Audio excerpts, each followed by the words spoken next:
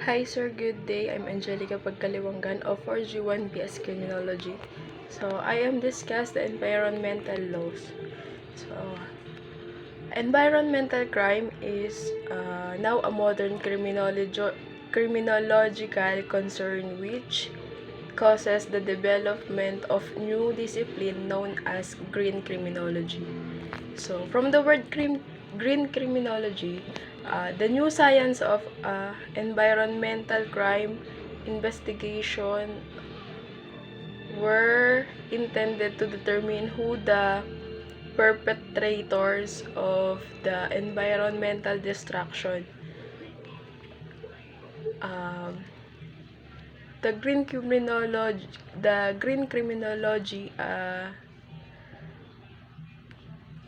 is the environmental crime which happened uh, around the community. So, the top 5 environmental crimes is uh, wild animal traffic, the third largest business in the world after the drugs and arms trafficking. Example is yung uh, wild animal. The raises the serious threat for the world's from the world's biodiversity. Second, indiscriminate logging. Uncontrolled logging to get wood for furniture or other goods or even farmlands is the most serious cause of environmental crime.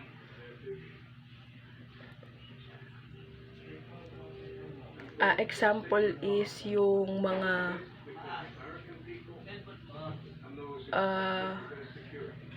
trees. Third is electronic waste management. In the cold developed countries, example is computer, TV, and other appliances. Four is finning. Finning,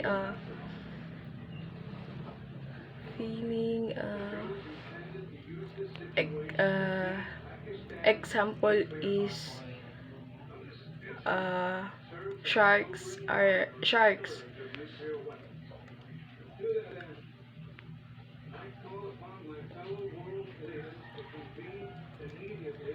Five is dumping in rivers and aquifers, the most often caused by companies, factories, and public administration.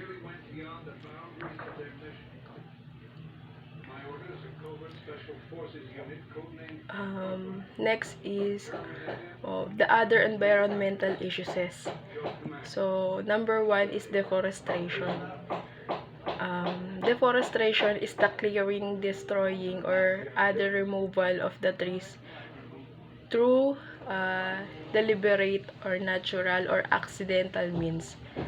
So, example is the destroying the trees and removal of the trees. Two is destructive fishing. There are two kinds of destructive fishing. First is overfishing, which is use the illegal fishing. Example, Granada. And second is habitat destruction. Many industrial fishing practices to destroy the aquatic habitat. Next is derelict fishing gear. So, some kinds of fishing gear can be even more destructive when they become lost or forgotten.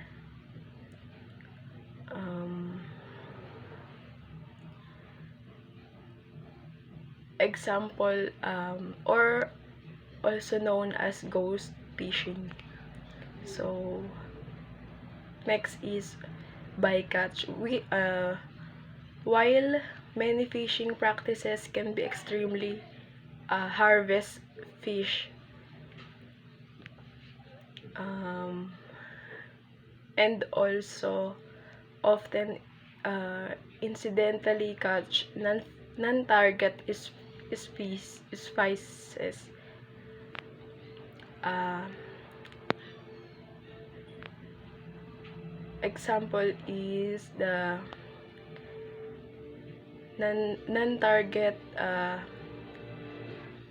means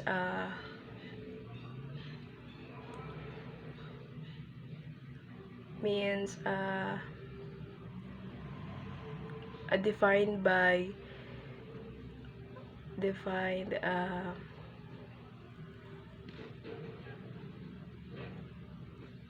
defined um, like tilapia, and other fish. So next is bottom trawling. So the illegal in some regions. Bottom trawling continues to be one of the most destructive fishing. Next is cyanide fishing. This is a technique in fishing wherein involve pouring large amount of sodium into the water. Next is muroami.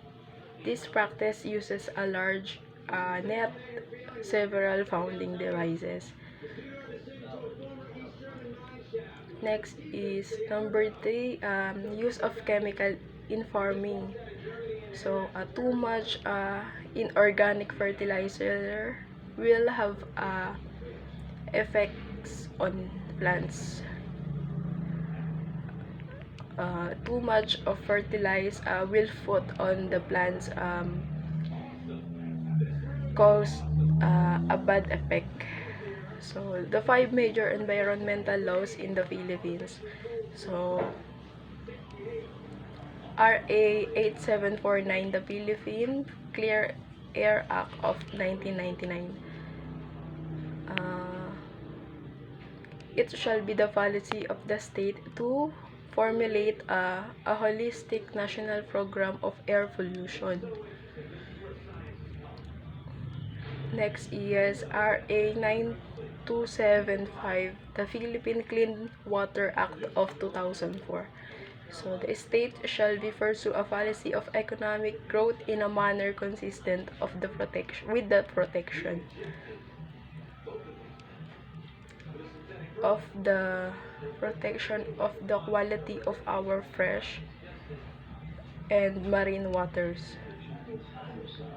RA 6969, toxic substances and hazardous of Nuclear Waste Control Act of 1990.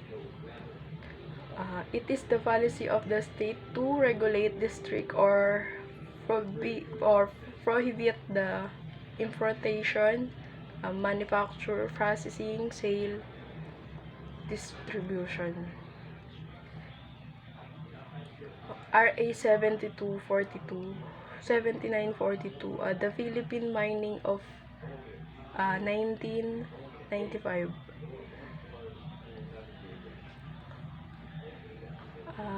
It shall be responsibility of the conservative of mineral resources. RA 9003, Ecological Solid Waste Management of 2000. In a partnership of stakeholders, example, public health and environment. So, the national government during the Aquinos administration the executive number 23, declaring moratorium on the cutting and harvesting of timber in the natural and um, resu- residual forest and creating the anti-illegal logging task force.